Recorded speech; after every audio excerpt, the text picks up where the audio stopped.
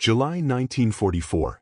Somewhere in western France, a temporary prisoner enclosure sits behind coils of barbed wire hammered into dry summer ground.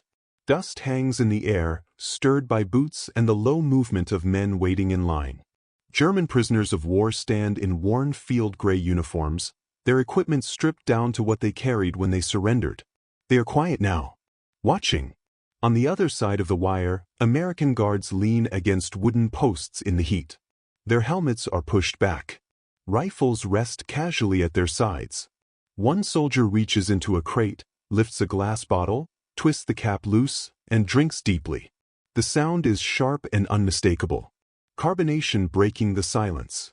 Another follows. Then another. Coca-Cola. Cold. Abundant. Ordinary. The German prisoners stare. Not at the guards' weapons, but at the bottles. At the ease. At the fact that this drink, unavailable in Germany for years, appears here in quantity, consumed without ceremony, without scarcity. No celebration. No rationing. Just refreshment. In that moment, the war looks different from behind the wire. And the question forms quietly among those watching. What kind of system brings this to the front lines, in the middle of a global war? If this moment stayed with you, comment below, like, and subscribe for more true World War II stories. By the summer of 1944, World War II had become not just a contest of armies, but a collision between entire systems. Nations were no longer fighting only with divisions and artillery.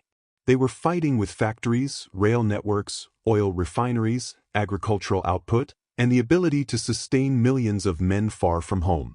On paper, this reality had been clear since the war's early years. On the ground, it revealed itself slowly, through small, human details that carried enormous meaning. Germany entered the war with a military tradition built on efficiency and discipline, but its economic foundation was fragile. The German war economy relied on rapid victories and captured resources to sustain momentum. When those victories slowed after 1941, strain appeared almost immediately. British naval blockades, Allied bombing, and the loss of access to overseas trade reduced Germany's ability to import foodstuffs, fuel, and raw materials. By 1942, rationing was no longer a temporary inconvenience. It became a permanent condition of daily life for civilians and soldiers alike. German troops at the front learned early to expect shortages. Coffee disappeared, replaced by substitutes made from roasted grains or acorns. Sugar became scarce. Chocolate was rare. Even bread was stretched with fillers. Soldiers carried these conditions with them wherever they fought, whether in North Africa, Italy, or France. The absence of small comforts was accepted as part of total war. Survival and obedience mattered more than morale in the narrow sense.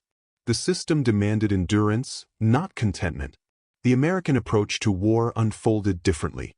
When the United States entered the conflict in December 1941, it did so with an industrial base untouched by bombing and a continental economy capable of rapid expansion. Within months, factories that once produced cars and refrigerators shifted to aircraft, tanks, trucks, and ammunition. Less visible but equally deliberate was the decision to maintain a high standard of living for soldiers overseas. American planners understood that morale was not a luxury. It was a strategic resource. The U.S. Army's logistics doctrine emphasized reliability and surplus. Supply chains were designed not merely to meet minimum needs, but to ensure consistency. Food was plentiful. Rations were standardized and calorie-dense. Fresh items were prioritized whenever possible. Soldiers were meant to feel that, even in foreign fields, the system behind them was stable and confident. This philosophy extended beyond weapons and fuel into areas that other armies considered secondary. By 1943, the American soldier experienced a form of war that was psychologically distinct from that of his enemies. He faced danger, exhaustion, and loss, but he did so within an environment of relative material security. Mail arrived regularly. Hot meals were common. Cigarettes, candy, and soft drinks appeared with surprising frequency. These details did not win battles on their own, but they shaped how soldiers understood the war they were fighting. For German prisoners of war, this contrast was impossible to ignore. Captured in battles where ammunition and fuel had run low, they found themselves guarded by men whose supply lines seemed unaffected by distance or destruction. The visible abundance was not propaganda. It was routine. And among all the unfamiliar sights in Allied camps, few were as quietly shocking as the presence of Coca-Cola, consumed freely at the edge of captivity. This contrast did not emerge by accident. It was the result of decisions made years earlier, long before the barbed wire went up, when war planners and civilian industries began to merge into a single, coordinated effort.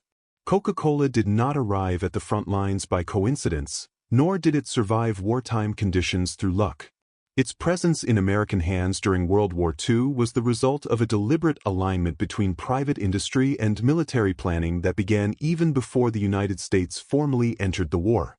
By the late 1930s, Coca-Cola had already become a symbol of everyday American life, inexpensive, familiar, and deeply woven into civilian routines.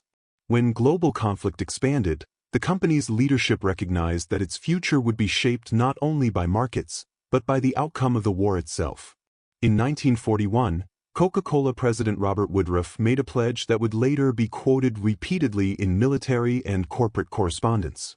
Every man in uniform, wherever he was stationed, would be able to buy a bottle of Coca-Cola for 5 cents, regardless of the cost to the company. This was not a sentimental gesture. It was a strategic decision that aligned Coca-Cola's global expansion with the logistical reach of the United States Army. Where American forces went, Coca-Cola would follow. The War Department was receptive. Military planners understood that familiar comforts reduced stress and reinforced a sense of home among soldiers operating thousands of miles away. Soft drinks were not classified as essential supplies, but they were recognized as morale items, placed in the same category as mail delivery and recreational equipment. Coca-Cola was granted permission to build bottling plants near combat zones, staffed by men who were given draft deferments because their work was considered supportive of the war effort. By 1943, mobile bottling units were operating across North Africa, the Mediterranean, and later in Western Europe. These were not improvised operations. Machinery was shipped overseas, glass bottles were manufactured locally where possible, and syrup concentrate was transported in bulk. Each plant required water purification systems, refrigeration, and trained technicians. The logistics were complex, but the American supply network absorbed them without disruption. Trucks carrying ammunition and fuel often carried crates of Coca-Cola as well. The effect on American soldiers was subtle but powerful. Coca-Cola did not feel like a luxury because it was familiar. It was something consumed during breaks, after meals, or at the end of long days. Its very normality mattered. In an environment defined by danger and uncertainty, routine became a form of psychological stability. The bottle, the label, the taste, all reinforced the idea that the system behind the soldier was functioning smoothly. For German prisoners of war, this reality stood in sharp contrast to their own experience. By 1944, Coca-Cola production inside Germany had effectively collapsed due to shortages of sugar, fuel, and glass. Substitutes replaced original formulas. Soft drinks became rare or disappeared entirely. When German soldiers saw American guards drinking Coca-Cola freely, they were not witnessing indulgence. They were witnessing capacity, the ability to produce, transport, and distribute a non-essential item in wartime signaled something deeper than comfort. This realization did not come all at once. It formed gradually through repeated observations and quiet comparisons. Every crate unloaded, every bottle opened, reinforced the same message. The American war effort was not strained. It was expansive. And behind that expansion stood an industrial system that treated morale as something worth shipping across oceans. That understanding would soon reshape how prisoners interpreted not just their captivity, but the outcome of the war itself. For German prisoners of war, the shock did not come from brutality or humiliation. It came from normalcy. Most had surrendered after weeks or months of retreat, fighting under conditions where fuel was rationed, ammunition conserved, and food reduced to strict allotments. They were accustomed to improvisation. Ersatz coffee made from roasted barley. Thin soups stretched to feed entire units.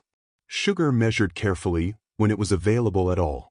In this world, nothing was consumed casually. Every item carried weight and consequence. When they saw American soldiers drink Coca-Cola without hesitation, it violated everything they had learned about wartime reality. The human reaction was not envy alone.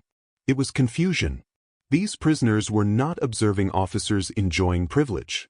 They were watching ordinary enlisted men, guards who sweated in the same heat, slept in tents, and faced the same dangers only days earlier. Yet those men lived within a supply system that did not appear to ration morale. To German eyes, this suggested not recklessness, but confidence. A belief that resources were sufficient, that tomorrow's supply would arrive as reliably as today's. From the American soldier's perspective, the moment carried no symbolism at all. Coca-Cola was simply there. It had become part of the landscape of the war. Soldiers drank it after long marches, between guard shifts, or while leaning against a truck waiting for orders. Many could not have explained how it reached them, only that it usually did. This absence of concern was itself revealing. Trust in the system was so complete that its workings faded into the background. Psychologically, this contrast cut deep. German military culture emphasized endurance under hardship as proof of discipline and loyalty. Sacrifice was not only expected, it was valorized. The American model communicated something different. Comfort and efficiency were not signs of weakness, but of organizational strength. To the prisoners watching from behind the wire, Coca-Cola became a visible expression of that strength, repeated day after day in small, undeniable gestures. The realization unfolded slowly. It was not the bottle alone, but what it implied. If a non-essential drink could be delivered across oceans and front lines, then essential supplies must be moving with even greater certainty. Ammunition, fuel, replacement troops. For men who had fought under constant shortage, this observation carried strategic weight. It suggested that the war was being fought on unequal terms. These quiet assessments did not produce dramatic reactions. There were no speeches or confrontations. Instead, the effect settled into a growing awareness that the enemy's power extended beyond weapons. It was embedded in systems, routines, and assumptions that could not be disrupted easily. And as that awareness deepened, the bottle became less a curiosity and more a symbol of inevitability. Behind every bottle of Coca-Cola at the front stood a logistical structure that few soldiers ever saw, but many sensed. The American war machine was designed to move enormous quantities of material across vast distances with regularity. Liberty ships crossed the Atlantic in steady waves. Rail networks carried supplies inland. Truck convoys followed, adapting to destroyed bridges and changing front lines. Within this flow, Coca-Cola occupied a small but telling space. Its inclusion demonstrated that the system was not operating at its limits. There was margin. There was excess. That margin was itself a form of power. German military intelligence had long been aware of American industrial capacity, but numbers on paper did not fully convey what prisoners witnessed firsthand. Production figures and tonnage reports were abstract. A guard drinking a cold soft drink in the middle of a war zone was concrete. It confirmed that American logistics were not fragile, not easily disrupted by bombing or distance. For soldiers raised in a system that rationed even morale, this was a difficult truth to absorb. There was also an unintentional message being sent. The American soldiers were not attempting to intimidate their prisoners. They did not display Coca-Cola as a trophy or tool of humiliation. Its effect came precisely because it was unremarkable. The casualness communicated stability. This was not an army stretched thin. It was an army operating with confidence in its supply lines and future prospects. From a moral perspective, the contrast raised questions about how wars are won. German propaganda had emphasized sacrifice, austerity, and obedience as virtues necessary for victory. The American example suggested an alternative model, one where industrial organization allowed soldiers to fight without being stripped of familiar comforts. For some prisoners, this observation lingered long after capture. It challenged assumptions about strength and weakness that had been reinforced since their training began. Enemy assessments after the war would reflect this shift in understanding. Former German officers later noted that American logistical depth, rather than tactical brilliance alone, made prolonged resistance impossible. The presence of Coca-Cola was not cited as a decisive factor, but it appeared in memoirs and interviews as a detail that symbolized a larger truth. The Allies could afford to think beyond survival. In the daily rhythm of POW camps, these observations accumulated quietly. Each delivery truck, each crate unloaded, reinforced the same conclusion. The American war effort was not strained by time or terrain. It was structured to endure. And as prisoners watched this reality unfold in small, repetitive moments, the war itself began to feel less uncertain and more one-sided. That understanding would crystallize most clearly during direct encounters, when observation turned into realization and curiosity gave way to acceptance. The turning point did not arrive with a single dramatic event. It emerged through repetition. Day after day, in prisoner enclosures across France, Italy, and later inside Germany itself, German POWs witnessed the same scenes play out with mechanical consistency. Supply trucks rolled in on schedule. Guards rotated shifts without visible strain. Meals arrived regularly. And woven into this routine was the quiet presence of American abundance, displayed without intent, without emphasis, simply as part of daily life. In some camps, prisoners were assigned work details close enough to observe American logistical operations at close range. They unloaded crates, repaired roads, cleared debris, or worked in kitchens. There, the illusion of chance disappeared entirely. Coca-Cola was not a rare delivery or a special issue. It arrived in bulk. Bottles stacked neatly. Crates replaced as soon as they were emptied. For men who had learned to measure supplies in days or even hours, this regularity carried a profound psychological weight. Captured German soldiers had been trained to believe that Allied material superiority was exaggerated by propaganda. At the front, this belief could survive because shortages were explained as temporary or localized. In captivity, those explanations collapsed. The guards were not better supplied than frontline troops. They were supplied the same way. What the prisoners saw was not theater. It was infrastructure functioning exactly as designed. Some prisoners later recalled asking American guards where the Coca-Cola came from. The answers were casual, imprecise, and revealing. It just shows up. There was no sense of effort attached to the explanation. No acknowledgement that the drink had crossed oceans, survived submarine threats, passed through ports and depots, and reached a temporary camp near the front. The absence of awareness was itself the point. Systems strong enough to be invisible are rarely questioned by those who rely on them. This moment marked a subtle shift in how many prisoners interpreted the war. The question was no longer whether Germany could still win through endurance or sacrifice. It was whether endurance mattered at all when facing an opponent whose capacity appeared inexhaustible. The bottle in a soldier's hand became evidence, not of indulgence, but of scale. There was no formal acknowledgement of this realization. No announcement, no agreement among the prisoners.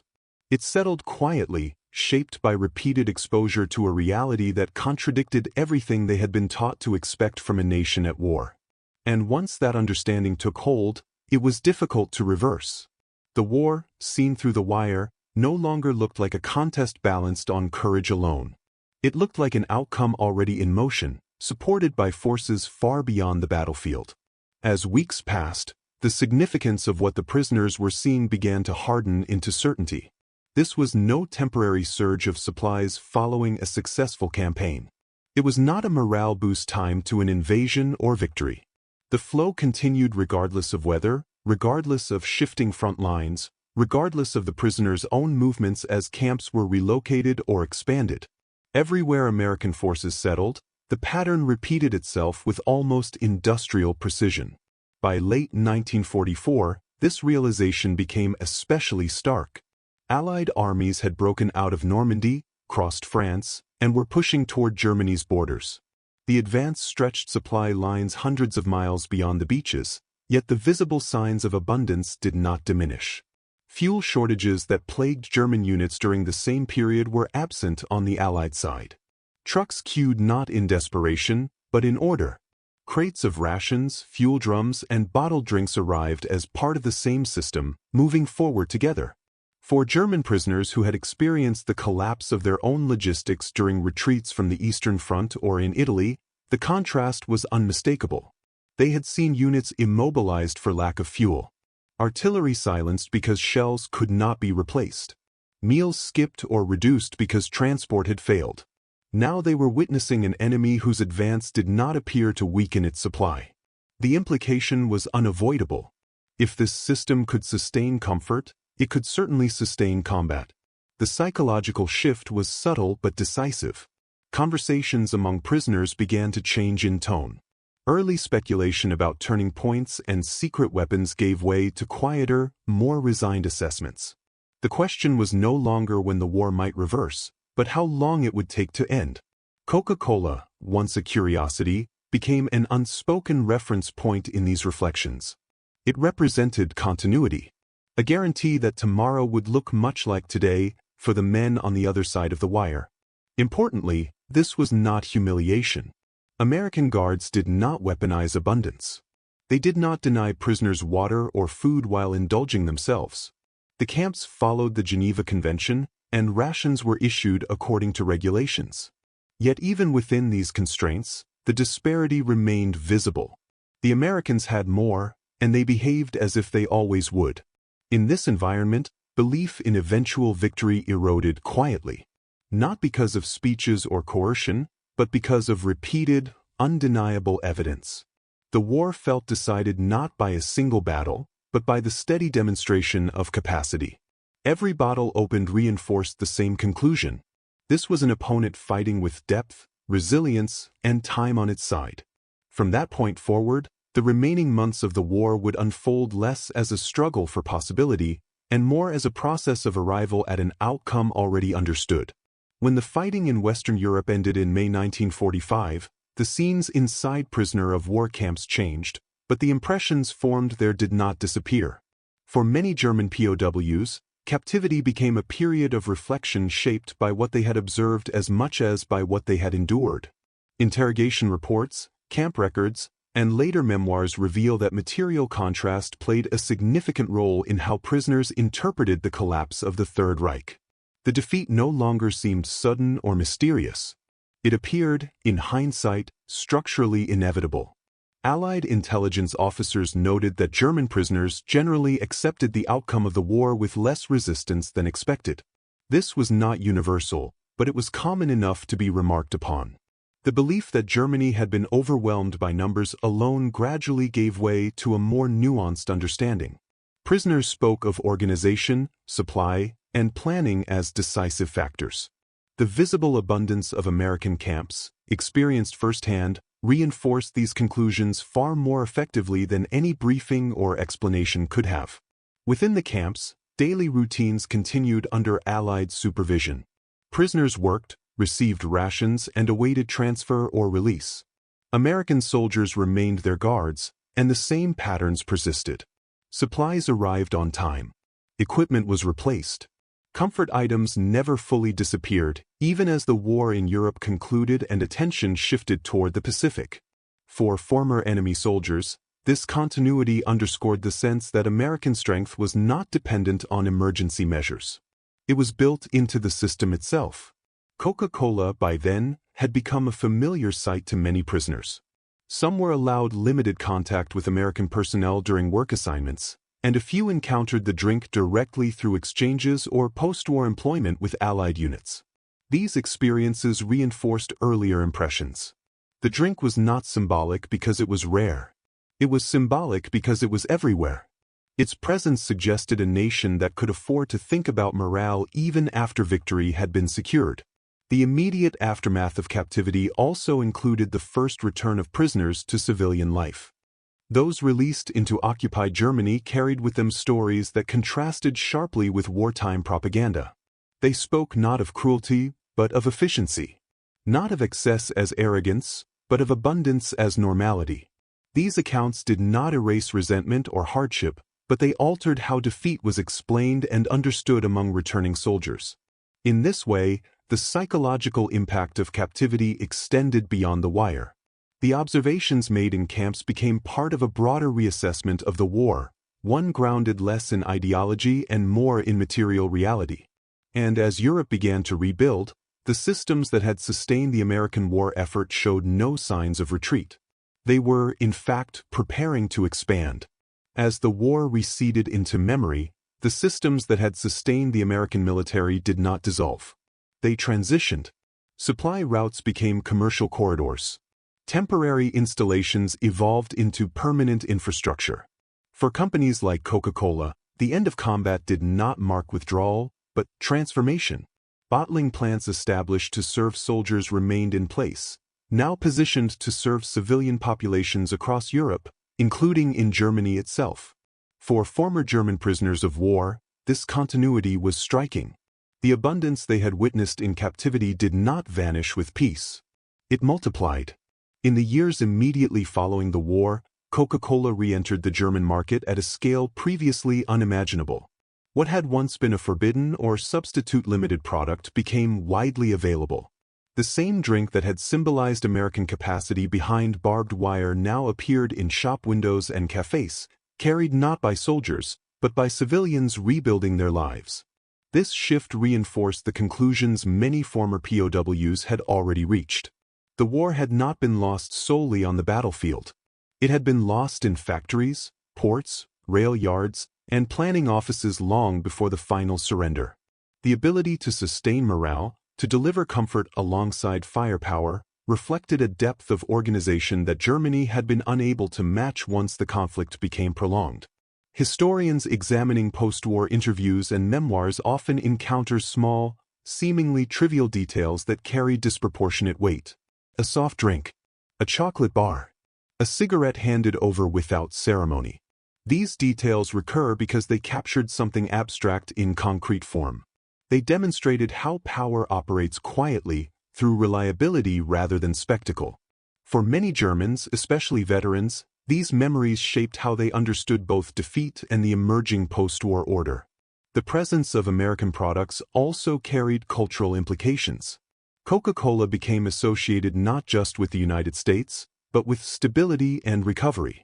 Its availability signaled normalization. In a shattered economy, it represented functioning supply chains and restored consumer life. What had once been observed with disbelief from behind wire fences became part of everyday experience in a divided but rebuilding nation. By the early 1950s, the contrast that had once shocked German prisoners no longer felt foreign. It had become familiar. Yet the memory of first encountering that abundance during wartime captivity remained vivid for those who had lived it. It marked the moment when ideology gave way to evidence, and belief gave way to understanding. That legacy would linger, shaping how the war was remembered long after the camps were dismantled and the bottles recycled. In wars, history often focuses on battles, commanders, and decisive dates. Yet the deeper story is frequently written in quieter places, where systems reveal themselves through ordinary acts. For German prisoners of war, the sight of American soldiers drinking Coca-Cola without hesitation became one of those moments. It was not the drink itself that mattered, but what it represented. A structure capable of sustaining not only combat, but normal life, even in the middle of destruction. This contrast exposed a truth that no speech or interrogation could have conveyed. Modern war is won as much by organization as by courage.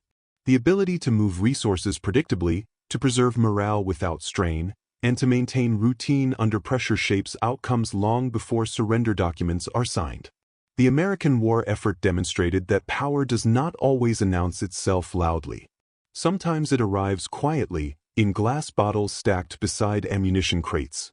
For the men watching from behind the wire, this realization altered how defeat was understood.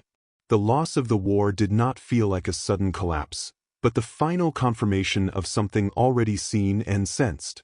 The enemy's strength lay not only in weapons, but in the confidence of systems that did not appear to falter. Abundance, displayed without arrogance, carried its own message. In the decades that followed, those memories remained. They resurfaced in interviews, in passing remarks, in the way veterans explained the war to their children. The story was not about humiliation or spectacle. It was about inevitability, about recognizing, in a single ordinary moment, that the conflict had been decided far beyond the battlefield. Sometimes history turns not on explosions or declarations, but on a simple, undeniable observation. In the heat of a European summer, behind coils of wire, a bottle was opened, and with it came an understanding that would outlast the war itself.